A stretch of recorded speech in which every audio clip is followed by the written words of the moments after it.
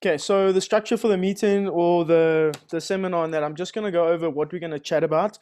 And if you guys do have a paper or pen or something like that, but I'll put it on the group later, is just a little food pyramid that I've drawn up. I don't know if you guys can see exactly what it is, but I will explain it as we go and I will send it to you. So I think the biggest problem in terms of eating is people mix up this pyramid. So we can go focus on small things and miss out on the big things that are right at the bottom of the pyramid. So the first one is unprocessed whole foods. So that's the majority of the food we want to be eating. And I'll send you guys some lists on that. Then we've got sleep and stress above that. Then we've got hydration. Then we've got calories in and calories out. And then we've got things like macros, tracking, and journaling, because that's a very small percentage of people that actually need that when it comes to training and performance, putting on muscle and losing fat at the same time. And just below that was the calories in and calories out. Now that is, a lot of people message me and say, are they eating enough? Are they eating too much?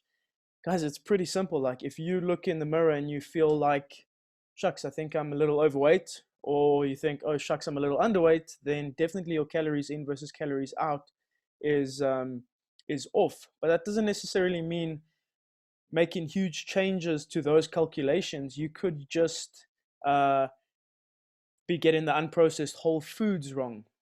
Okay, so I'm going to jump into the first topic, and that is going to be just your approach to changing. So before we start to, if you want to put on muscle, if you want to lose weight, if you're trying to get just generally fitter, feel better, feel healthier, and things like that, there are some approaches that you need to take and you need to put into place before you start. So some of my personal eating clients, you guys would have known this. Mia is sitting there. I think Steve has done a couple of the challenges, as well as Bianca. She's been doing some of the challenges. And I'm sure the 5-minute action has become quite a big thing. So it's that 5-minute action that you do to prepare yourself for something better. So for example, if you're studying for final year exams, you don't sit down and be like, cool, we're studying science, bring out the science book and just dive into it. It's like, okay, my mom's going to laugh now because I always ask her to buy me highlighters, but you get your highlighters, you get your pens, you get your all the things organized, you plan how you're going to study, you book in some time in the calendar. Now, eating and lifestyle should be exactly the same. If it is a priority, you don't just wake up in the morning and think to yourself, like, what can I slap together now because I'm hungry and eat? If you can take 5-minute actions to plan it, for example, the night before, measure out some oats, measure out some berries, some Greek yogurt or whatever you want to put together. When you wake up in the morning, it's pretty simple. You grab that out the fridge, you eat and you go. It's one less thing to think about. So the amount of stresses that we can reduce in our day-to-day life helps us plan better. So now you're not worrying about what you have to eat, breakfast, lunch, and dinner. You've packed it and you are I just saw a question here, sorry. Okay, cool. Yeah, so you basically don't have to worry about those things. You can just worry about the other things in your life. Now, obviously, food is important, but right now where we are, there is financial stress, there's people losing their jobs, there's health issues, there's social issues. I mean, you haven't seen family in months. You haven't seen friends, it's a lot of stress is taking place. Now, if we can focus on planning our food better, making those little steps to to just plan what you're eating better, now all of a sudden it frees you up some time in the day to focus on the things that actually matter in this time. The number one rule of food, if it's in your house or if you've bought it and it's close by, you are going to eat it. It's as simple as that. So it starts at the grocery store. If you are buying a packet of chips or if you're buying like some unhealthy things, instead of buying 4 packets of chips and there's 2 people at home or 1 person at home, guys, guaranteed it's very difficult to control how much and how much we eat with certain people. Some people have absolutely no problem with that. I think of a person like Shanae. Shanae's, I'm looking behind me here, her Easter eggs are still here next to the bed, and it's not in danger of her eating it, I'm in danger of eating it. So food is not an issue for her. She can eat, she can be full, she can eat half an Easter egg and leave the rest for a week and then eat it later. But some of us, if it's there, we are going to eat it. Now, if that is you, your journey starts at the shops. So if you need to plan a little bit better. Yes, those treats are okay. It's not a sin to have a chocolate or a muffin or anything like that, but the amount you have in your house is definitely going to play a role. So I think plan your shopping better. Have a list when you walk. I was speaking to somebody yesterday, and I said, if you walk into a store and you're like, I'm hungry, you guys have done shopping when you're hungry. It doesn't turn out well. Like, you get things you don't need, you overbuy, and all of a sudden you're having snacks and midnight snacks and things like that as well. So I think that is a very important step to take, is have a plan when you walk into the store. Your proteins, your carbs, we're going to get to that. It was one of the questions, just in terms of your food groups and things like that. But what you're going to be buying, and try stick to that as best you can. Okay, so your approach to change is very important. Like, you could be focusing on, am I eating enough protein in your day? Yes, maybe that's a big issue for you, but have you got all the other steps under the pyramid right? Have you got, yes, I'm eating mostly unprocessed whole foods. If that's not you, then you don't need to focus on, are you eating enough protein? Let's try and get one step done at a time. And I think that's the mind shift that needs to change, because it's not a diet. There's no magic diet that's going to say, hey, this is what you need to do to lose weight. Now, obviously, anything that you stick to with consistency is going to give you results. Now, that can be a high-fat, low-carb diet, paleo diets, and the Tim Noakes diet, and things like that. Yes, that'll give you results if you stick to it. But it's a lot of the diets that we get are unsustainable. So we go have these great results, and then all of a sudden we drop down to how we are going to eat. We are going to go to a braai. Are you telling me you're not going to have garlic bread at a braai? If that's you for the next 5 years, great. But like, I enjoy that, and I'm going to have my garlic bread and things like that. So I think we need to find that balance that can fit our lifestyle forever, long term. So yeah, that brings us to the first topic, and that is unprocessed whole foods. The big problem with processed foods, there was a question about processed carbs or refined carbs. If it's difficult to identify what the food was in its natural state, it's probably highly processed. So for example, a chocolate brownie, if you look at that and if you can look at a chocolate brownie and you can see, oh, okay, this is great, this used to be this. I mean, this thing used to be eggs, it used to be flour, it used to be milk, it used to be all these things when you put the ingredients together. So obviously, if you're baking it yourself, it's probably not as bad. But there's a lot of things that are highly processed. Even our breads in the supermarket, those ready-made sliced bread that you get, I don't know if you guys have ever seen that go off, but that then gets moldy before it goes hard. Like, those breads will still be like feel soft and go moldy and go off before you can actually realize. Like, normal bread, if you bake bread and you put it in the oven, you have a couple slices, within the day or the next day, that bread is already hard. So that tells you it's less processed. So not processed and processed is a continuum. So you don't go from, okay, I'm eating an apple, to I'm eating apple pie as a, this is good, this is bad. It's a continuum. So for example, things like milks and your grains and your cereals, it's all on this continuum. So to be able to find foods that are mainly unprocessed and whole foods, if you can stick to that as a rule, for 60% of your week, already you're on a better track and on the right track. Does that make sense to everybody? If anybody has a question and wants to stop me as we go, like, please do, but we will have some questions at the end that I will answer. So that's the first thing, unprocessed whole foods, if we can try to stick to that. The next one is sleep, stress, and recovery. And I think that is the biggest thing we are dealing with at the moment. All around us, there's so much uncertainty. You're not getting to see family, friends. As I said, people are losing jobs. Financially, things are difficult. People are having to eat on a budget. Even my sister chatted to me about it. Like, what happens if you need to eat healthy and eat on a budget because financially things are not as strong as they were? That's a very valid question. So the first thing is exercise. Guys, there's so many gyms, so many free programs out there, so many challenges and things like that that are like challenging you to do high intensity work for extended hours during your day all the time.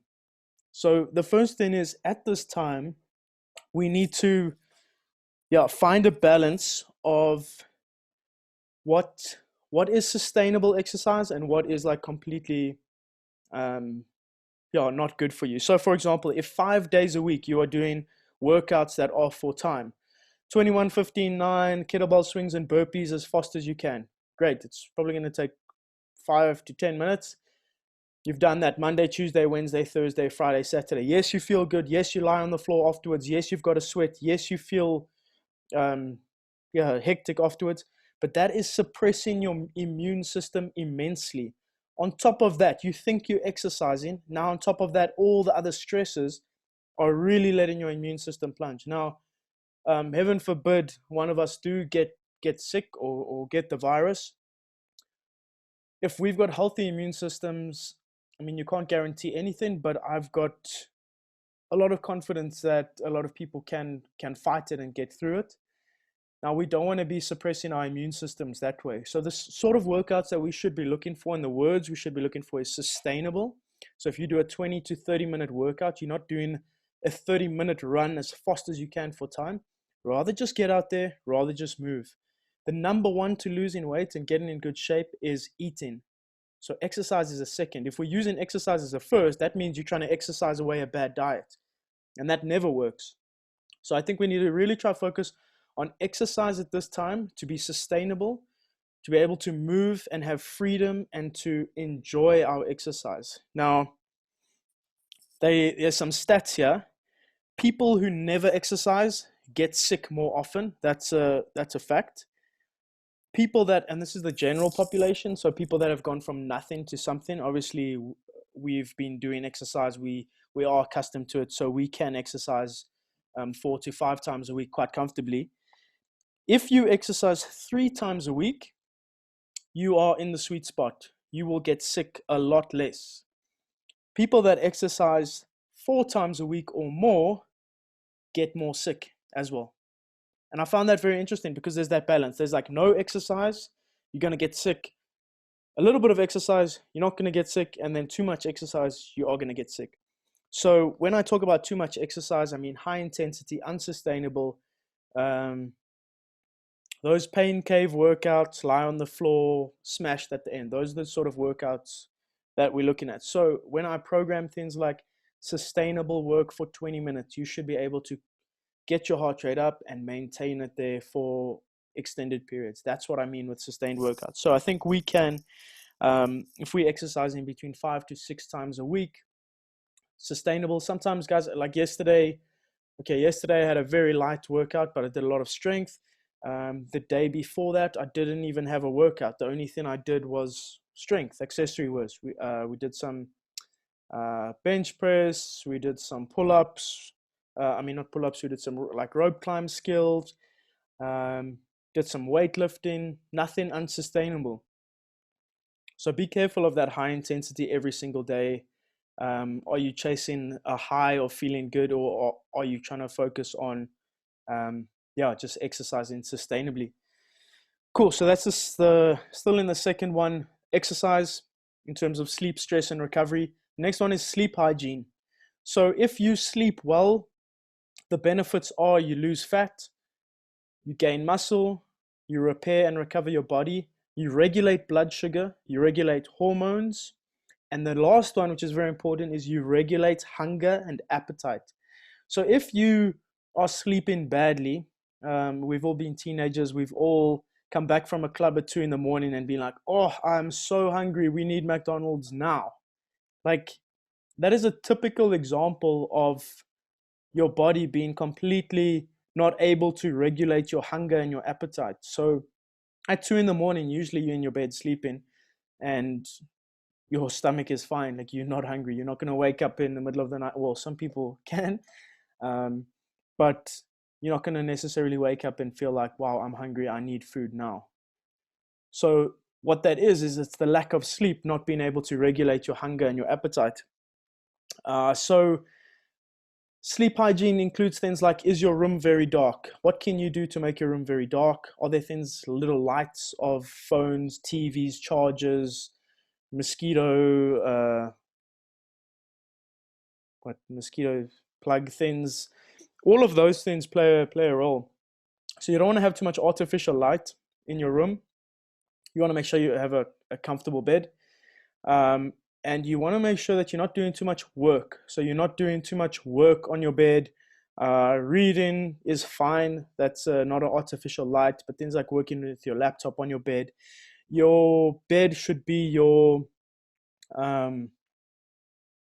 just your little space for proper sleep, rest, and recovery. And if your body gets into the habit of knowing that, you're going to sleep better. So give that a try if that's something that you guys struggle with. Fat loss. If usually when people come to me and say, well, I really want to get into great shape, lose fat, how's your sleep? That should be the number one. How's your sleep? How's your recovery? So yeah, again, that's very much part of that bottom part of the pyramid. Unprocessed whole foods, sleep, and stress. That's the second one. Things like meditation, yoga is also very important at this time. Mind-body scan. So a mind-body scan is just being silent, going through your body, being aware of what you feel, how much stress you have, are all very important. Now that can relate to spiritual side of things. So for example, Bible reading, whatever religion you are, if you just engage in meditation and things that are outside yourself, looking for a purpose, why you're alive. Those are very important things. The other one I had written down here was dates with yourself. I know it sounds weird, but sometimes you need a date. You need to take yourself on a date. You need to watch a movie by yourself. You need to cook something by yourself. You need to do something that you enjoy by yourself. Take some time out for you. If that is doing your nails or phoning Danette to speak about how to do nails, whatever that is. Whatever that is, you need to find something that can de-stress you, that you can give some time to yourself. We got to remember that a lot of things that are happening today are not our fault, and we need to come to peace with there's very much that we can't control at this time. And when you start to let go and start to work as hard as you can, but when you switch off, realize, okay, this is time for me, I need to try de-stress now. That's super important. So second one on our pyramid, sleep and stress. Let's try and manage that as best we can. Okay, next one is hydration. This is a good one. Mia asked the question about salts. I'll address that when we do the questions. But hydration is super important in terms of just all your bodily processes. So our body is made up of a majority of water. So all our cellular processes in our cells, repairing tissue, building up, detoxifying our body, everything has to do with water. So as we lose hydration, our body starts to switch off and we can't do these functions. So it's very important to make sure you are hydrated. If you are exercising quite a lot, if you're doing like triathlon trainings where it's like extensive cycling, running, swimming, or if you're doing mountain biking for 3 hours at a time, I hope you're getting home just in time before that curfew cuts off. If you are doing 3 hours, good luck trying to estimate that. But if that is you, then we might need to add a little bit of electrolytes or salts to a hydration process. So for example, if you are doing,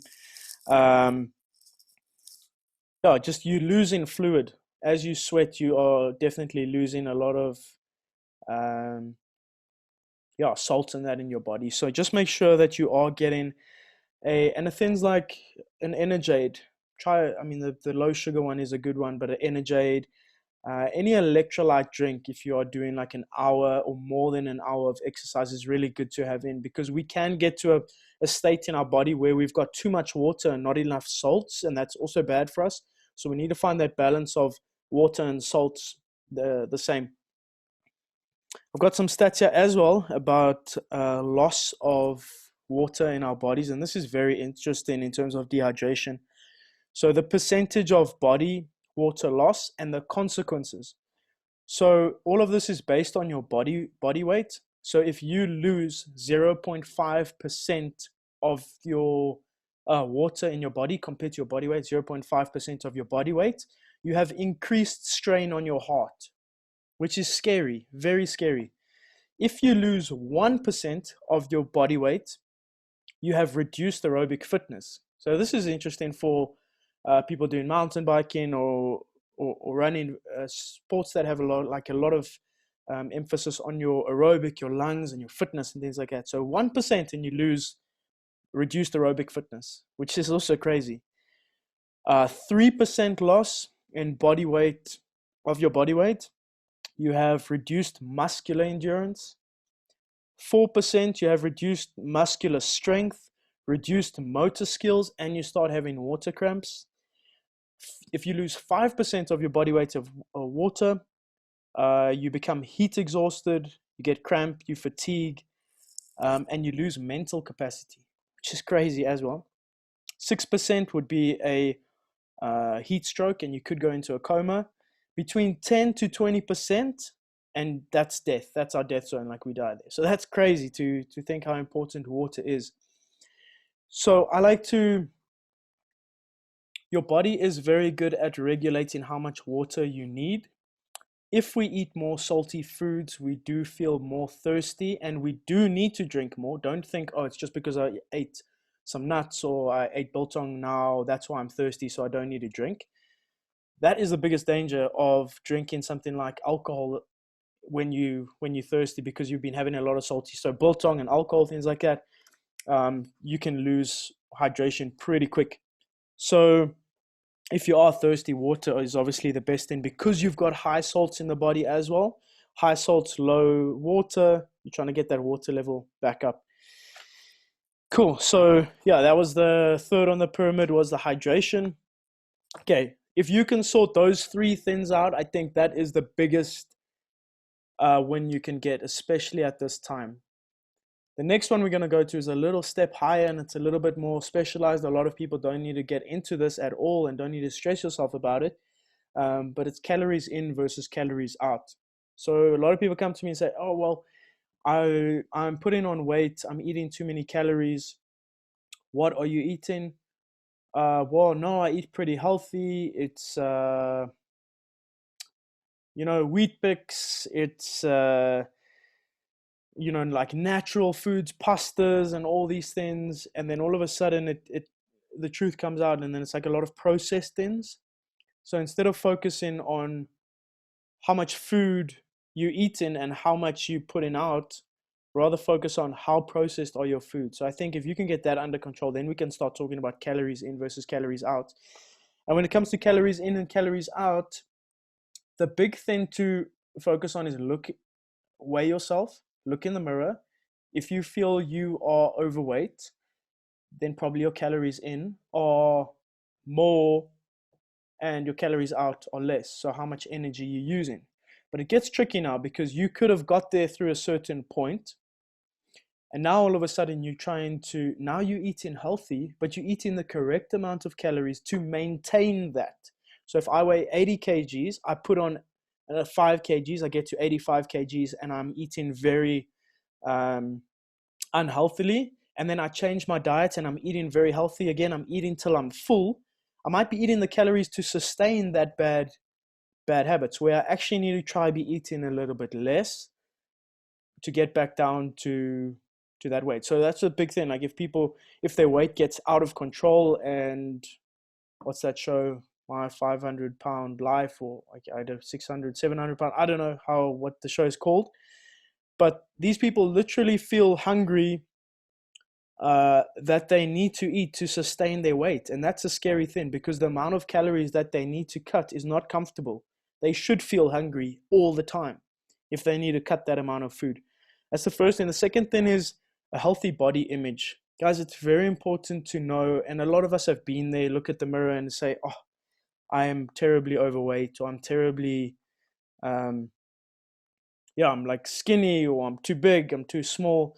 I think we need to find people around us and even picture evidence and things like that to be able to have a good support structure for somebody to tell you, yeah, I think you are putting on a little bit of weight, or yeah, I think you are putting on a bit of weight, but I think it's muscle, or yeah, you're looking a little bit chubbier than you used to. But not to be able to go into the extreme, because guaranteed you are the worst at predicting or telling yourself how good or how bad you look.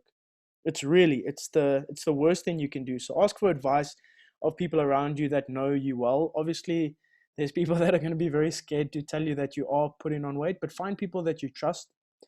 Yeah, you guys can ask me as well. I'll be honest about that. Yeah, so I think it's very important, if you want to lose weight, there's a couple of strategies here I've given.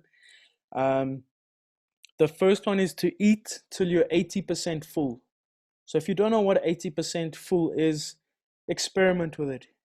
Try eat lunch today and eat as much as you can. Fill yourself up, get to 120% full till you say, oh, I'm yeah, a lot of you guys are like, yes, one more day of eating until we that full.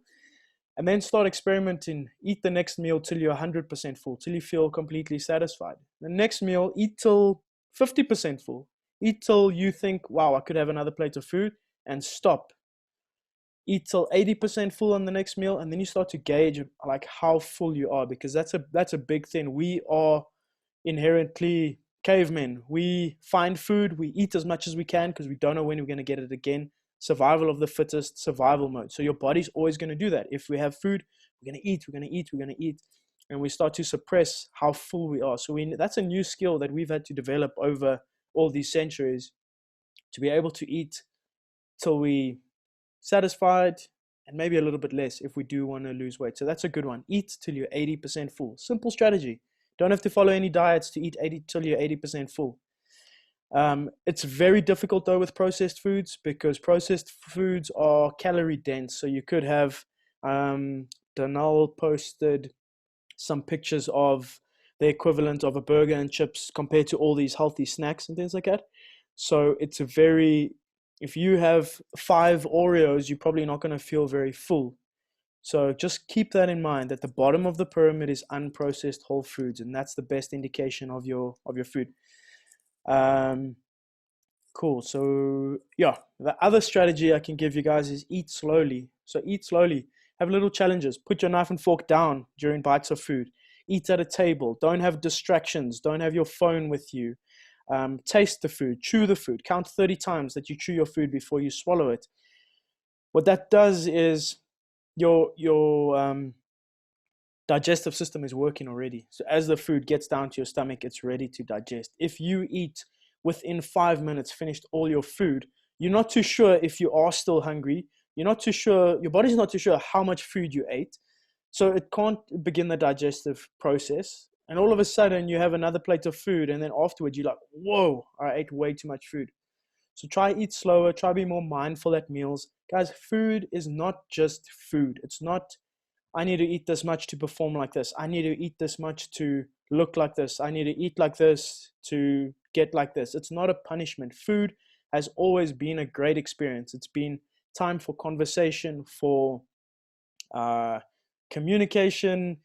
It's been good memories. So we have good memories. We have, food is just a celebration. And I think if we take it back and slow it down, eat your meals with somebody, cook a meal with somebody, slow it down, enjoy the food, look for recipes, find a good relationship with food. Because I think if we look at food as punishment, we're gonna not succeed at this journey.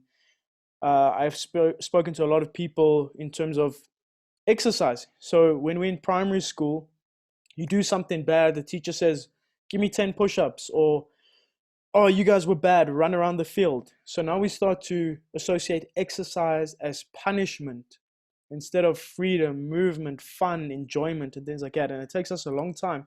You see a lot of people leave matric and for 5-10 years do absolutely nothing and then realize, oh shucks, like they've gotten out of shape. But we don't want to think of food or exercise like that. We want to think of it as something good. So if that's you, maybe try change your mindset. Try look for, why are you exercising? Are you exercising yourself to punish yourself to get into good shape? Because that's not the right reasons to be exercising. It's for health, it's for enjoyment, we got to enjoy it again. Same as eating. Are you not eating something to punish yourself? Are you overeating, then feeling bad, and then not eating for the rest of the day? These are all like bad habits and can be associated with like eating disorders. And all of us have some sort of disordered eating. Like naturally, we feel bad if we do this or if we eat this. But I think we need to find that balance of, I'm not punishing myself. This should be something good and healthy to sustain my lifestyle. Cool. And then the last one that I wanted to chat about quickly was macros tracking and like athlete specific nutrition. So this is probably not a sustainable way of eating for the long term, and it's not something you should focus on for months and months and months. If you have a goal of getting to a certain event and you need to eat a certain way, that is perfect. Like it is a short-term solution to it's just short-term solution for your goal at that time. And maybe you do need to track macros. Macronutrients are the big three. So carbohydrates, proteins, and your fats. Okay, so if we can try find a balance of those in our diet, okay, obviously your vegetables fit in there as well, but it would have more like micronutrients in there. So if we can find a good balance of that, then we need to stick with that for our goal. So for example, if you are not putting on the muscle mass that you want, you may need to increase your calories slightly. So you may need to be eating a little bit more carbs and a little bit more protein. If you're not losing fat as you would like, you might need to reduce the amount of fats you're eating in your diet or the amount of carbohydrates you're eating in your diet. So it gets quite technical. And if any of you do need specific help with that, or you want, like portion size control and stuff like that, send me a message so that I can work that out for you. But guys, please, please, please, please remember that this is the top of the pyramid. Like if you are having, and I'm not saying this is a bad thing. I'm not saying if you're having cake and this during the day, like everybody that's logged on, I see them as healthy and pretty much got their exercise under control. So we're not a crisis case. So if we are getting the basics right, we're eating healthy, macros and things like that is not something you should be focusing on that much. Are you eating unprocessed whole foods? Is your sleep and stress under control? Are you hydrating? If you're getting those three things right and you're still not getting results, but you got to be honest with yourself, like how consistently are you doing those things? Then we can start looking at all the other methods to try and get you to your goals. Cool. So just want to get to the questions that were already asked. And if you guys do have some questions at this time, maybe you can start typing them. But I really don't know why I won't be able to hear anybody. Maybe it's just the way it's set up. Okay, so the one question was healthy diet, even after lockdown. I'm currently working and I feel like I'm hungry all day. Okay, so that is a valid question. And in terms of feeling hungry, that's a good response, but we need to know the true response of why we're hungry. So a lot of things can influence why we feel hungry. For example, I've just had a stressful meeting. I need to fire a couple of my staff. This is happening. Oh, I need a cookie. Or I need to eat a massive steak. Or I just polished off that bag of chips. So we need to be really in tune with how we're feeling when we feel hungry and just examine that. Usually taking 5 minutes and asking yourself, how am I feeling when I'm eating this? Am I really hungry? Cool, let's plan the snack. So If you are really hungry, that's fine. That's a normal response. What sort of snacks should we be having? So fruits are pretty high in sugar, which is not a bad thing. They're healthy sugars. So snacking on things like apples, bananas are great way of um, yeah, just staying full. But I know from personal experience that fruits don't really keep you full very long. So great ways of filling up is fats. Okay, so fats are the only thing in our body that are stored for long periods of time.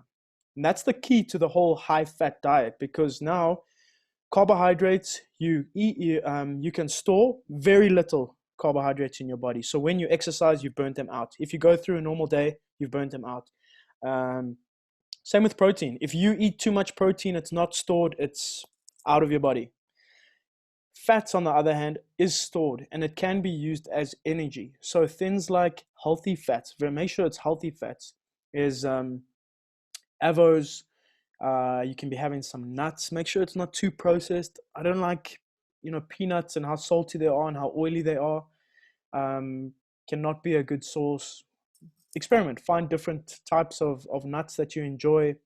Olive oil. Yeah, if you guys have any other ideas of healthy fats, type them here, because there is definitely healthy and unhealthy fats. Omega-3 is our I wouldn't say good and bad fats. We need both fats in our body. We need omega-6. Omega-6 in our body is like inflammation, so it causes inflammation. Omega-3 is anti-inflammatory. If we have too much of one, our body gets out of balance.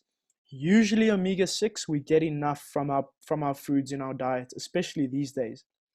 Our omega-3, on the other hand, things like fish oil, salmons, nuts, avos, are very important to make sure that you're getting enough. And usually a fish oil supplement can help with that and can even help with like injury, so anti-inflammatory, things like that. So I think fats could fill you up a little bit more if you feel hungry all the time.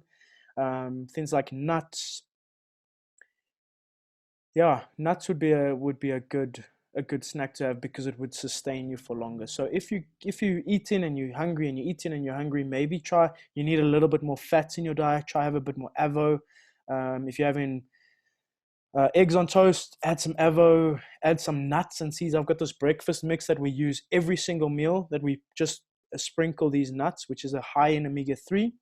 Nuts, sesame seeds, chia seeds, all these things are awesome. You can put it on anything. We put it on salads, we put it on our meat, we put it on breakfast in the morning, eggs, whatever the meal is, I sprinkle that over, and that's a good way. It makes me feel sustained for much longer. Next question was when to eat, before or after working out.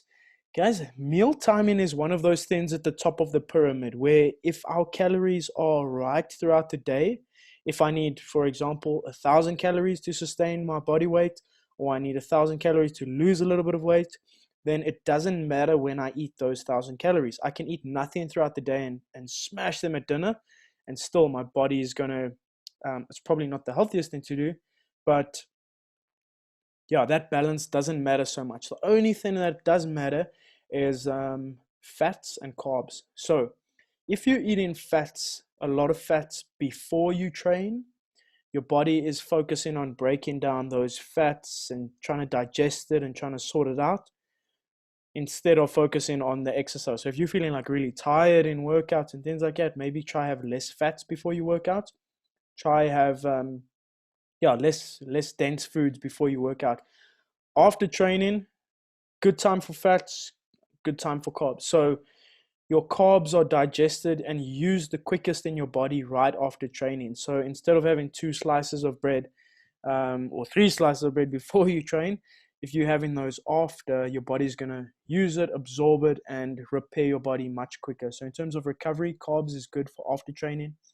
Guys, this is not extra carbs. This is if you were going to have 2 slices of bread in the morning, 2 slices in the afternoon, and 2 slices at dinner. Maybe it's like 3 slices in the morning, none at lunch, and then having again after you train, something like that. So just that balance in terms of that. So yeah, when to eat. I think after training is the best time to get in the nutrition. Burning the most fat. Okay, so I think burning the most fat would be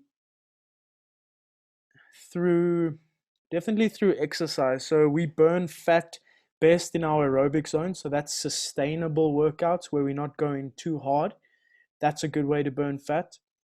And strength training is also a really, really good way to burn fat. So make sure you're getting your strength in if you do want to burn fat. Yeah, just get to that. Next one is, am I eating enough? Okay, this was a question from an athlete. She's not on the video at the moment. She couldn't make it. But good way of knowing if you're eating enough is your recovery. So making sure that you are recovering well, that you do have energy, and also your mood. So if you're really negative, down, stuff like that, there could definitely be a imbalance in how much you're eating. But also there's a lot of stresses right now that could be affecting that. So I don't think that would be a true reflection of if you are eating enough. Okay, I think I've explained the macros. Okay, that's one. Okay, this was the next question. What are refined carbohydrates? So refined carbohydrates are, guys, you must remember carbs are sugars. So you get monosaccharides, polysaccharides, disaccharides. So it's how the molecule is made up. Okay, so I mean it's pretty complicated, but the more processed a carb is, the more I would say the more simple it is for your body to break down. So for example, if I'm eating a chocolate, the elements that are put together to make the chocolate are absorbed into my body fully. But if I'm having brown rice, it gets into my stomach, the body, it starts within the saliva, your body starts breaking it down, gets to the stomach, the rice is broken down. There's probably some layers of the rice that can't be broken down. Then it becomes a fiber in your body. That's good for just like regulating your body and getting all the waste out of it. So that's how you should think about your carbohydrates. Carbohydrates like sweet potato, your body doesn't absorb all of it. So you get in full, but your body is pushing out the rest. Where chocolate, your body's like, I want this because it is so simple. The way it can break down the simple elements that are put together. Anything processed, made in a lab, is elements put together. Rice is not that. So your refined carbohydrates are carbs that are basically processed and built in a lab, if you could say it like that. So things like pasta is even slightly processed. I wouldn't worry too much about if you're eating pasta, it's better than eating bread. If you're eating bread, it's better than eating cake. If you're eating cake, it's better than eating geez, I'm trying to think of, I see everybody thinking of like really bad ones, but I'm struggling.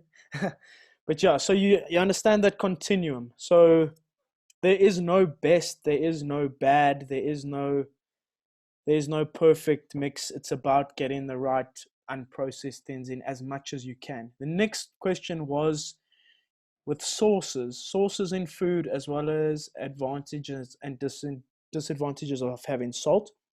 So I spoke about the salt there in terms of the hydration. So that's a big one. The uses of sauces in food. So, I mean, we know sauces are processed.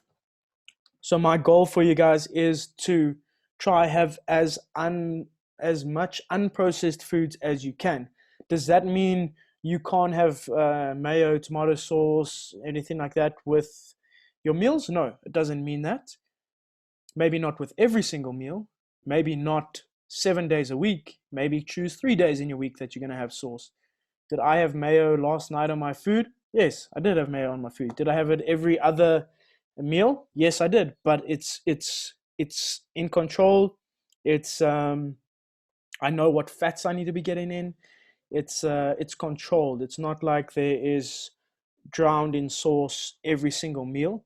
Guys, if you're having spaghetti bolognese with sauce and it's like a tomato sauce, again, these are things that I wouldn't worry too much about. But if you are drowning your food in sauce every single meal, look at that bottom of the pyramid and ask yourself, am I eating as much unprocessed whole foods as I can? So I hope that answers the question of sauces. Sauce are not inherently bad, but it can get out of control, pretty much like anything. Okay, vegan and vegetarianism and how to handle it. So the big thing about being a vegan or being vegetarian is definitely the types of amino acids that you're getting in. You're definitely getting enough carbs in if you are eating like that.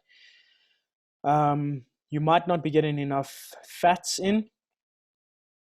So to make sure that you're having enough omega-3 is important.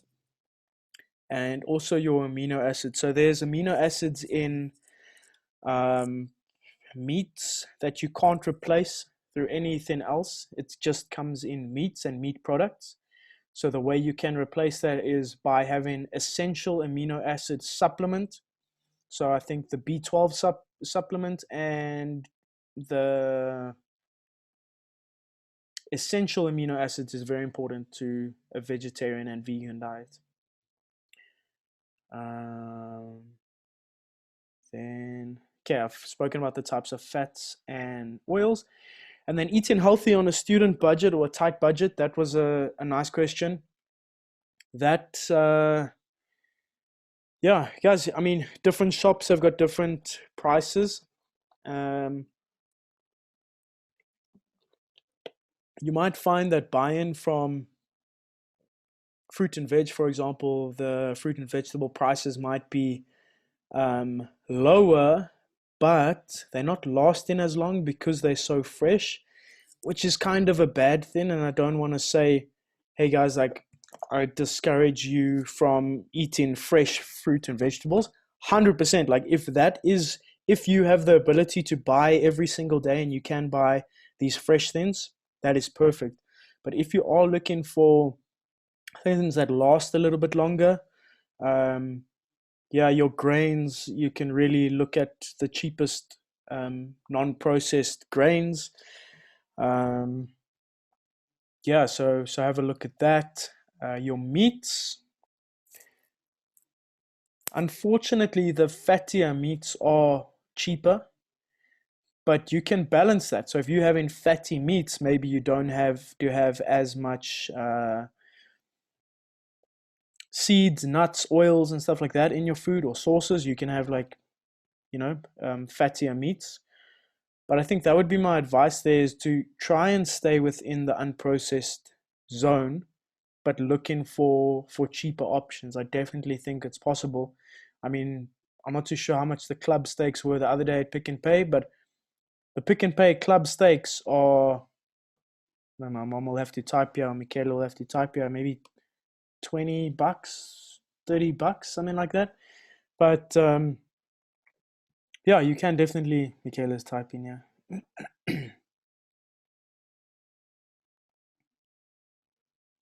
That means nothing to me. But anyway, thanks. I just know sizes of steak that I'll buy. Yeah, so it's you can definitely find good 30 Rand each. There's the answer. So yeah, I guess I'm gonna leave the rest of the time. I think we've got about seven or so minutes. Please ask away if you do have any questions about just eating and lockdown and how to manage all of this.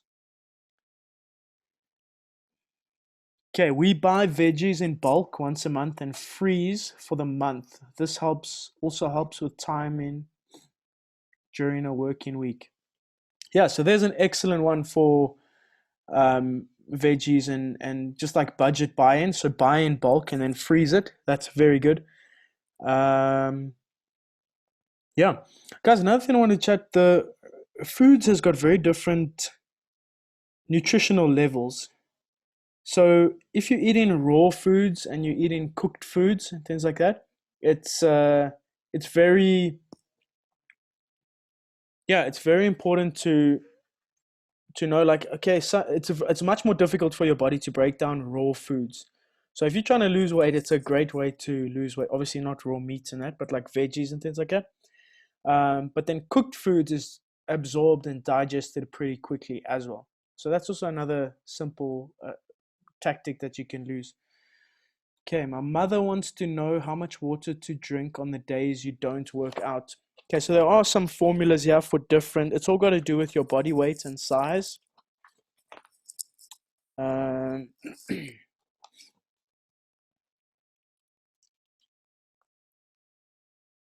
so yeah, just for interest sake, our bodies are like between 55 to 60% water.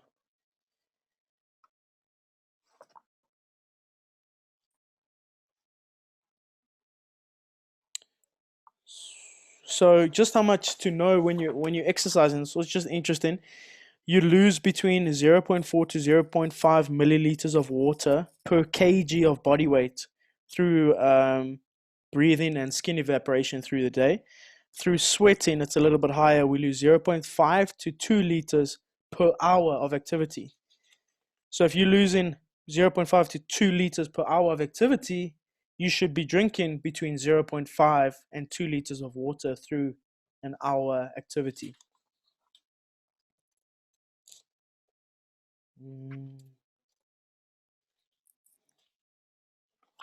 So I think there's definitely ways to Google how much water you should be getting in. But a rule of thumb is definitely uh, your thirst level. So if you are eating well and you're thirsty, I think you need to get in tune with how thirsty you are. It can be that you are thirsty and then you think you're hungry and then you're eating and then you stay thirsty and you keep eating. So I think just to get in tune with how much you are drinking. It's difficult to over drink on water, but it definitely is possible. So it's important that you guys are it's difficult to drink too much water, but it definitely is possible. So just be careful. And the symptoms of dehydration and overhydration are actually very similar, which is scary as well. You know, people are going to the same, and then when somebody is overhydrating, people think it's dehydration, and then they give them more water, and you can actually, yeah, cause a lot of trouble through that. Any other questions? Mia, Danette? No questions. Mom, Shanae, Michaela? Okay, I'll just wait like a minute or so just to see if we have any other questions.